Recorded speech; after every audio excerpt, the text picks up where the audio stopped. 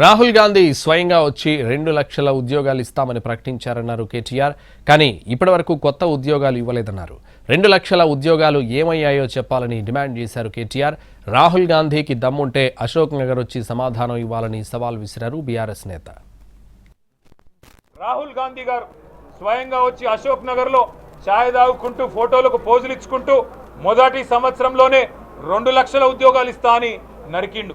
మరి ఎక్కడ పోయినాయి 2 లక్షల ఉద్యోగాలంటే ఇవాళ కనీసంగా నిరుద్యోగుల గురించి ఒక్క మాట కూడా చెప్పే పరిస్థితి లేదు. కేసీఆర్ ప్రభుత్వం ఇచ్చిన ఉద్యోగాలకు వీళ్ళు కాగితాలు ఇచ్చుకుంటా మేమిచ్చినామని చెబితే మందికి పుట్టిన బిడ్డలు మా బిడ్డలు అని చెప్పుకుంటే రాష్ట్ర ప్రభుత్వం ఇవాళ చెప్తున్న అబద్ధాలు చూసి రాష్ట్రంలోని నిరుద్యోగులు నవ్వుతున్నారు. రాష్ట్ర వ్యాప్తంగా పిల్లలు నవ్వుతా ఉన్నారు. ఉద్యోగాలు ఇచ్చింది కేసీఆర్ ప్రభుత్వం, కాగితాలు ఇచ్చిన సన్నాసులు మీరు.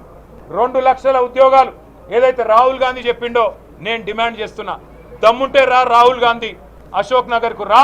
2 లక్షల ఉద్యోగాలు ఏమైనాయి? మొదటి సంవత్సరంలో చెప్పిన మాటలు ఏమైనాయి?